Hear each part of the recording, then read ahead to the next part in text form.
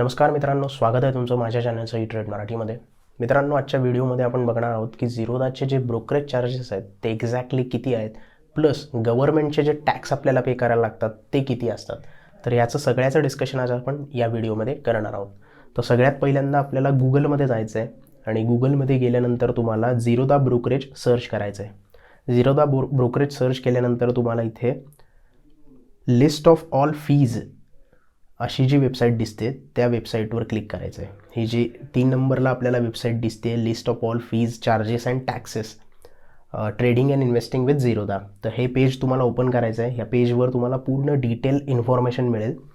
तर सगळ्यात पहिल्यांदा चार्जेस आपल्याला इथे कळत आहेत की जर तुम्ही डिलिव्हरीमध्ये कुठला शेअर घेणार असाल, म्हणजे होल्डिंगसाठी शेअर घेता तुम्ही, बाय करता आज आणि 1 दिवसानंतर किंवा 4 दिवसानंतर किंवा 1 वर्षानंतर विकता, तर त्याला आपण होल्डिंगचे शेअर म्हणतो किंवा डिलिव्हरी त्या शेअरमध्ये आपण घेतो. तर त्या शेअरमध्ये तुम्हाला ट्रेडिंग करायसाठी, बाय करायसाठी आणि सेल करायसाठी कुठलेही चार्जेस पे करायला लागत नाहीत. फ्री इक्विटी डिलिव्हरी तुम्हाला इथे मिळते. त्याच्यानंतर इंट्राडे जर तुम्ही ट्रेड करत असाल किंवा फ्युचर अँड ऑप्शनमध्ये ट्रेड करत असाल तर ब्रोकरेज जे आहे इथे ते ₹20 फ्लॅट और 0.03%, दोन्हीपैकी कुठलं लोअर साईडला जे असेल त्यामध्ये तुम्हाला ते पे करायला लागणार आहे. FNO केलं तर फ्लॅट ₹20 द्यायला लागतात. जर इंट्राडे इक्विटी केली, तुम्ही एखाद्या स्टॉकमध्ये तुम्ही एका दिवसापुरतीच पोझिशन घेतली, लेव्हरेज वापरलं, मार्जिन वापरलं आणि इंट्राडेचं ट्रेडिंग केलं, तर तुमच्या टर्नओव्हरच्या हिशोबानं ते ब्रोकरेज डिसाईड होतं. ते एक तर फ्लॅट ₹20 असतं किंवा 0.03% ऑफ युअर टर्नओव्हर. तर त्या पद्धतीने तुम्हाला ते ब्रोकरेज पे करायला लागतं. शिवाय जर म्युच्युअल फंड तुम्ही खरेदी करत असाल झिरोदामधून, झिरोदा कॉइन हे जे म्युच्युअल फंडचं त्यांचं ॲप्लिकेशन आहे ते जर डाउनलोड केलं आणि त्यातनं तुम्ही जर म्युच्युअल फंड बाय केला तर तुम्हाला एक्स्ट्रा कुठलेही चार्जेस द्यायला लागत नाहीत. कितीपर्यंत पण तुम्ही इन्व्हेस्टमेंट करा, किती रुपयाचीही SIP करा, तेथे तुम्हाला कुठलाही चार्ज आणि DP चार्ज एक्स्ट्रा द्यायला लागत नाही. जसं आपण ट्रेड करताना झिरोदाच्या डीमॅट अकाउंटमधून ट्रेड करताना आपल्याला DP चार्जेस एक्स्ट्रा द्यायला लागतात, तसं म्युच्युअल फंडमध्ये बाईंग आणि सेलिंग करायसाठी कुठलेही DP चार्जेस आपल्याला द्यायला लागत नाहीत. ॲब्सोल्युटली फ्री ते होऊन जातं. आता थोडासा ब्रेकडाऊन बघूया आपण की इक्विटीमध्ये, करन्सीमध्ये आणि कमोडिटीमध्ये एक्झॅक्ट चार्जेस आपल्याला किती पे करायला लागतात. पहिल्यांदा इक्विटीचं बघूया. इथे तुम्हाला दिसतंय इक्विटी, कमोडिटी आणि करन्सी हे तिन्ही ऑप्शनमध्ये, या तिन्ही सेगमेंटमध्ये किती चार्जेस आहेत ते आपण बघणार आहोत. तर सगळ्यात पहिल्यांदा आपण डिस्कस केलं की इक्विटी डिलिव्हरीमध्ये ब्रोकरेज हे 0 असतं. तेच जर तुम्ही इक्विटी इंट्राडे केलं तर 0.03% और ₹20 पर एक्झिक्युटेड ऑर्डर, म्हणजे बाईंगची वेगळी ऑर्डर आणि सेलिंगची वेगळी ऑर्डर असं मिळून ते तुम्हाला टोटल ₹40 मॅक्सिमम पे करायला लागतात. किंवा लोअर साईडला असेल तर 0.03% ऑफ युअर टर्नओव्हर, म्हणजे जर तुमचा टर्नओव्हर ₹1,00,000 असेल आणि तो जर मिनिमम साईडला दाखवत असेल, म्हणजे त्याच्यापेक्षा पण जास्त जर टर्नओव्हर झाला असेल आणि सध्या तुमचा ₹1,00,000 टर्नओव्हर झाला आहे, तर त्या ₹1,00,000 0.03% तुम्हाला जे ब्रोकरेज आहे ते पे करायला लागणार आहे. किंवा 1,00,000पेक्षा कमी जर टर्नओव्हर असेल तर 0.03%नं तुम्हाला तो जो ब्रोकरेज आहे तो पे करायला लागणार आहे. ते जर तुम्ही इक्विटी फ्युचरमध्ये ट्रेड करत असाल तर सेम तुम्हाला रूल अप्लाय होतो, 0.03% और ₹20 पर एक्झिक्युटेड ऑर्डर. जसं इक्विटी इंट्राडेला आहे तसंच इक्विटी फ्युचरमध्ये पण तुम्हाला ब्रोकरेज पे करायला लागतं. पण जर तुम्ही इक्विटी ऑप्शन करत असाल, एखाद्या स्टॉकचं ऑप्शन तुम्ही बाय करत असाल किंवा सेल करत असाल, तर तुम्हाला फ्लॅट ₹20 इथे पर एक्झिक्युटेड ऑर्डरला पे करायला लागतात.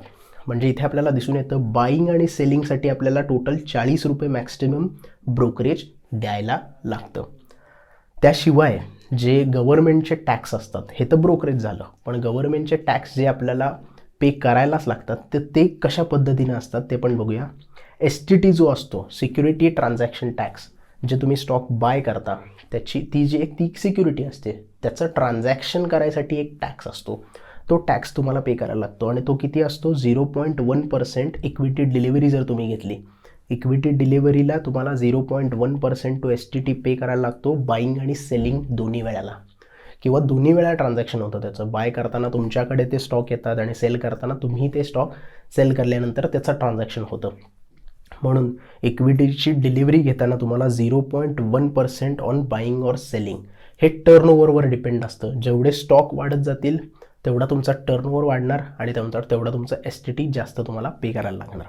हेच जर तुम्ही इक्विटी इंट्राडे करत असाल तर फक्त सेल करताना तुम्हाला STT पे करायला लागतो, तो पण किती 0.025%. म्हणजे इक्विटी डिलिव्हरीपेक्षा खूप कमी तुम्हाला इथे STT पे करायला लागतो इक्विटी इंट्राडेसाठी, कारण तुम्ही डिलिव्हरी त्याची घेत नाही. इंट्राडेसाठी असतं त्यामुळे ते पोझिशनमध्ये असतं आणि त्याच दिवशी तुम्हाला ते सेल करायचं असतं. त्यामुळे फक्त सेल करताना तुमच्याकडनं जे ट्रान्झॅक्शन होतं त्याच्यासाठी तुम्हाला STT पे करायला लागतो. इक्विटी फ्युचरमध्ये हा जो चार्ज आहे तो त्याच्यापेक्षाही कमी होतो, इक्विटी इंट्राडेपेक्षाही कमी होतो, तो फक्त 0.01% ऑन सेल साईड. त्यामुळं फ्युचरमध्ये जर ट्रेडिंग करत असाल तर भले तुम्हाला इथे ब्रोकरेज थोडं जास्त द्यायला लागत असेल, पण बाकीचे जे गव्हर्नमेंट टॅक्सेस आहेत ते थोडे कमी पे करायला लागतात, हे आपल्याला इथे दिसून येतं आहे. इक्विटी ऑप्शन जर करणार असाल तर त्याच्यापेक्षा पण कमी आपल्याला इथे जो STT आहे तो पे करायला लागतो. तो आपल्याला दिसून येतो 0.05% on sell side on premium. म्हणजे जेवढं प्रीमियम असेल ऑप्शनमध्ये ऑब्व्हियसली जेवढं प्रीमियम आहे तेवढेच पैसे तुम्ही पे करता. समजा एखादा निफ्टीचा ऑप्शन तुम्ही 200 रुपये प्रीमियमनं घेतला आहे म्हणजे तुम्ही 10,000 रुपयेच पे करताय ॲज पर देअर लॉट, एक लॉट. तर जेवढं प्रीमियम आहे तेवढ्या प्रीमियमवर आपल्याला तो STT पे करायला लागतो इक्विटी ऑप्शनमध्ये. ट्रान्झॅक्शन चार्जेस जे असतात, NECवरनं ट्रान्झॅक्शन होतं, BSEवरनं ट्रान्झॅक्शन होतं, ते ट्रान्झॅक्शन चार्जेस जे असतात ते पण आपल्याला पे करायला लागतात आणि ते NEC आणि BSEचे ऑलमोस्ट सेम आहे तिथे इक्विटी डिलिव्हरीमध्ये 0.0034% दोन्हीकडे तेवढे तुम्हाला ट्रान्झॅक्शन पे चार्जेस पे करायला लागतात. हे जे ट्रान्झॅक्शन चार्जेस आहेत, STT आहे किंवा सेबीचे चार्जेस आहेत किंवा स्टॅम्प ड्युटी आहे, हे सगळे जे चार्जेस आहेत ते तुमच्या टर्नओव्हरशी रिलेटेड असतात. जेवढा तुमचा टर्नओव्हर तेवढे तुम्हाला चार्जेस पे करायला लागणार. त्यानंतर जर तुम्ही इक्विटी इंट्राडे बघितलं तर सेम चार्जेस आहेत. इक्विटी फ्युचर जर तुम्ही करणार असाल, एखाद्या स्टॉकचं फ्युचर करणार असाल तर NECमध्ये तुम्हाला 0.002% एवढे ट्रान्झॅक्शन चार्जेस द्यावे लागतात. हे आपल्याला इक्विटी डिलिव्हरी आणि इक्विटी इंट्राडेपेक्षाही कमी इथे दिसून येतात. जर तुम्ही इक्विटी ऑप्शन करताय तर तुम्हाला 0.053% ऑन प्रीमियम, जसं आपण STT बघितलं तसंच आपल्याला इथे ट्रान्झॅक्शन चार्जेस पण प्रीमियमवर पे करायला लागतात जर तुम्ही ऑप्शनचं ट्रेडिंग करत असाल तर. GST सगळीकडे सेम आहे, 18% GST हा ब्रोकरेज प्लस ट्रान्झॅक्शन चार्जेस. हे जे ट्रान्झॅक्शन चार्जेस आपण बघितले हे ट्रान्झॅक्शन चार्जेस प्लस ब्रोकरेज, म्हणजे 40 रुपये जर ब्रोकरेज असेल आणि जर तुमचं 10 रुपये किंवा 3 रुपये, आपण फॉर एक्झाम्पल 3 रुपये ट्रान्झॅक्शन चार्जेस पकडू, तर तुम्हाला जो GST पे करायला लागणार आहे तो 43 रुपयेवर GST पे करायला लागणार आहे, कारण 18% GST हा ब्रोकरेज प्लस ट्रान्झॅक्शन चार्जेसवर आपल्याला पे करावा लागतो. तो सगळीकडे सेम आहे, इक्विटी डिलिव्हरी झालं, इंट्राडे झालं, फ्युचर झालं, ऑप्शन झालं, तर इथे काही चेंजेस आपल्याला दिसून येत नाही आहेत. दुसरा जो अजून एक चार्ज आपल्याला पे करायला लागतो तो सेबीचे चार्जेस. सेबी रेग्युलेटर आहे, सेबी सगळ्यांवर नियंत्रण करते, सगळे एक रेग्युलेट करते पूर्ण आपलं जे मार्केट आहे ते. त्यामुळे त्यांचे काही चार्जेस असतात ते आपल्याला ट्रान्झॅक्शन झाल्यानंतर किंवा ट्रेडिंग झाल्यानंतर आपल्याला पे करायला लागतात. आता ते किती पे करायचे आहेत? जर 1 करोड रुपयेचा तुमचा टर्नओव्हर असेल तर तुम्हाला 10 रुपये 1 करोडच्या टर्नओव्हर मागे पे करायला लागतात. टर्नओव्हर जसा जसा वाढत जाईल तसं तसं तुमचे सेबीचे चार्जेस पण वाढत जाणार. जर तुमचा टर्नओव्हर एकदमच कमी असेल, समजा तुमचा टर्नओव्हर 20,000 रुपये आहे, तर तुम्हाला सेबीचे चार्जेस खूप निग्लेजिबल किंवा लागूही नाही शकत, कारण 1 करोडचं ट्रान्झॅक्शन, 1 करोडचा टर्नओव्हर झाल्यानंतर 1 करोडचा टर्नओव्हर व्हायसाठी तुमची 50 लाखाची बाईंग आणि 50 लाखाची सेलिंग व्हायला लागते. जर तुम्ही कॉस्टला जर विकला तर तुम्हाला 10 रुपये सेबीचे चार्जेस पे करायला लागणार आहेत. तर हे तुम्ही लक्षात ठेवलं पाहिजे आणि ते ऑलमोस्ट सगळीकडे सेम आहेत. त्याच्यानंतर स्टॅम्प ड्युटी, प्रत्येक state wise stamp duty change होते, पण इथे जी आपल्याला स्टॅम्प ड्युटी 0 चार्ज करते ती एक स्टँडर्ड स्टॅम्प ड्युटी आपल्याला चार्ज होती आहे. स्टॅम्प ड्युटीचे चार्जेस किती आहेत? 1 करोडचा टर्नओव्हर झाला बाय साईडला, फक्त 1 करोड रुपयाचे स्टॉक जर तुम्ही बाय केले तर तुम्हाला 1500 रुपये स्टॅम्प ड्युटी पे करायला लागते. म्हणजे हे पण टर्नओव्हरवर डिपेंड आहे की कुठली म्हणजे प्राईजला, कुठल्या प्राईजला तुम्ही बाय करताय आणि किती क्वांटिटी बाय करताय आणि त्याची पूर्ण व्हॅल्युएशन किती होतं आहे. समजा तुम्ही 500 रुपयाचा शेअर आहे आणि 500 रुपयाचे 100 क्वांटिटी बाय करताय, तर 100 गुणिले 500 ही जी अमाऊंट होते ती अमाऊंट तुम्हाला टर्नओव्हर म्हणून सांगता येते आणि त्या टर्नओव्हरच्या अमाऊंटवर तुम्हाला स्टॅम्प ड्युटी चार्ज होते. ही स्टॅम्प ड्युटी फक्त बाय साईडला चार्ज केली जाते, सेल साईडला तुम्हाला ही चार्ज केली जात नाही. त्यामुळे बऱ्याच लोकांचं असं म्हणणं असतं की आम्ही स्टॉक बाय केला आहे आणि बाय केल्यानंतर कॉन्ट्रॅक्ट नोटमध्ये मला चार्जेस का दिसत आहेत. डिलिव्हरी तर फ्री आहे, कारण तुम्हाला स्टॅम्प चार्जेस पे करावे लागतात, म्हणून कॉन्ट्रॅक्ट नोटमध्ये स्टॅम्प चार्जेस कट करून तुमची जी अमाऊंट असते ती तुम्हाला दिसायला लागते. त्यामुळे हे कायम लक्षात ठेवा की बाय साईडला तुम्हाला स्टॅम्प ड्युटी पे करायला लागणार, वेदर तुम्ही इक्विटी डिलिव्हरी घेताय, इंट्राडे घेताय किंवा तुम्ही फ्युचर किंवा ऑप्शन करतायत, तेव्हा तुम्हाला स्टॅम्प ड्युटी बाय साईडला द्यायलाच लागणार आहे. ती वेगवेगळी असते. डिलिव्हरीमध्ये ही सगळ्यात जास्त असते, 1500 रुपये पर करोड किंवा 0.015% ऑफ युअर टर्नओव्हर. त्याच्यानंतर जर तुम्ही इक्विटी इंट्राडे करत असाल तर 300 रुपये पर 1 करोडच्या ट्रान्झॅक्शनसाठी, 200 रुपये पर करोड फॉर द फ्युचर आणि 300 रुपये पर करोड फॉर द ऑप्शन आपल्याला इथे स्टॅम्प ड्युटी पे करायला लागते. याच्या पलीकडे जाऊन जर कुठले चार्जेस असतील तर सगळ्यात पहिला मी सांगायचं विसरलो की झिरोदाचं जे अकाउंट तुम्ही ओपन करता, जेव्हा झिरोदामध्ये पहिल्यांदा अकाउंट ओपन करतात तेव्हा तुम्हाला 300 रुपये पे करायला लागतात. तर अकाउंट ओपनिंगचे चार्जेस झिरोदाचे 300 रुपये आहेत, तर ते तुम्हाला पे करावेच लागतात. काही ऑफर असतील, जर कोणी रेफरल पार्टनर असेल तर त्याला ते कधी कधी फ्रीमध्ये अकाउंट ओपन होऊन जातं. पण जर तुमच्याकडे रेफरल कोड नसेल किंवा तुमचा कोणी मित्र रेफरल पार्टनर नसेल तर तुम्हाला ते 300 रुपये पे करावेच लागतात. तर ते 300 रुपये एक ॲड होतात. आणि याशिवाय ॲन्युअल मेंटेनन्स जे असतं ते तुम्हाला इथे 300 रुपये ॲन्युअली पर इयर, 300 रुपये प्लस GST हे पे करायला लागतात. आणि हे चार्ज जे तुम्हाला होतात ते प्रत्येक क्वार्टरली होतात. प्रत्येक क्वार्टरला तेवढी अमाऊंट तुमची कट होणार तुमच्या डीमॅट अकाउंटमधनं. जर डीमॅट अकाउंटला पैसे नसतील तर ते पूर्ण अकाउंट तुम्हाला मायनसमध्ये दाखवणार, तुम्हाला ते पैसे भरावे लागणार आणि त्यानंतर तुमचे पुढचे जे फंड असेल तो ॲड व्हायला चालू होईल. याच्यापेक्षा वेगळा जर ट्रेड, म्हणजे ह्याच्यापेक्षा अजून जर चार्जेस आपल्याला बघायचे झाले तर कॉल अँड ट्रेड. जर झिरोदामध्ये तुम्ही कॉल करून ट्रेड करायला त्यांना सांगितला, समजा तुमच्याकडे वेळ नाही आहे, तुम्ही खूप जॉबमध्ये बिझी आहे आणि तुम्हाला एखादी ऑर्डर एक्झिक्यूट करायची आहे आणि तुम्हाला प्लॅटफॉर्म यूज नाही करता येत आहे किंवा वेळ मिळत नाही आहे, तर तुम्ही त्यांना कॉल करू शकता आणि सांगू शकता की माझ्यासाठी तुम्ही हा कॉल एक्झिक्यूट करा किंवा हा ट्रेड एक्झिक्यूट करा. तर प्रत्येक ऑर्डरसाठी 50 रुपये ते एक्स्ट्रा चार्ज घेतात. जर तुम्हाला बाय साईडची ऑर्डर एक्झिक्यूट करायची असेल किंवा सेल साईडची एक्झिक्यूट करायची असेल तर पर ऑर्डर 50 रुपये झिरोदाला आपल्याला एक्स्ट्रा पे करायला लागतात. याच्याशिवाय जर ऑफ मार्केट चार्जेस बघितले तर ते 25 रुपये पर ट्रान्झॅक्शन व्हॅल्यू, दोन्ही साईडला कुठले हायर असेल तर ते तुम्हाला ऑफ मार्केट करायचं असेल तर ते पे करायला लागतात. कॉर्पोरेट ॲक्शन ऑर्डर चार्जेस जे असतील ते 20 रुपये प्लस GST आपल्याला पे करायला लागतात. बायबॅक असेल, OFS असेल किंवा टेकओव्हर असेल, डिलिस्टिंग असेल तर ते जर करायचं असेल कॉर्पोरेट ॲक्शन, जर ह्या सगळ्याचे चार्जेस तुम्हाला 20 रुपये प्लस GST एक्स्ट्रा पे करावे लागतात. याच्याशिवाय जर तुम्हाला प्लीज करायचे असतील, शेअरवर लोन घ्यायचं असेल, आता प्लीजिंग करणे म्हणजे काय की तुमच्याकडे जे डिलिव्हरीचे शेअर आहेत त्याच्यावर तुम्ही लोन घेताय आणि एक्स्ट्रा मार्जिन यूज करताय, तर त्याच्यासाठी तुम्हाला 30 रुपये plus GST plus per please request, म्हणजे प्रत्येक प्लीज रिक्वेस्ट जी तुम्ही पाठवता, समजा तुमच्याकडे TCSचे 100 शेअर आहेत आणि तुम्ही त्यातले 50 शेअर प्लीज करताय आणि त्याच्यावर लोन घेताय, तर पर ऑर्डर रिक्वेस्टसाठी तुम्हाला 30 रुपये प्लस GST एक्स्ट्रा चार्ज पे करावा लागतो. याच्याशिवाय सगळ्यात महत्त्वाची गोष्ट आणि जी गोष्ट आपल्याला इथे कॅल्क्युलेटरमध्ये कधीच दिसून येत नाही आणि ती फक्त कॉन्ट्रॅक्ट नोटमध्ये आपल्याला कळते, ती म्हणजे DP चार्जेस. खूप जणांचा प्रश्न असतो की DP चार्जेस काय असतात आणि DP चार्जेस का पे करावे लागतात.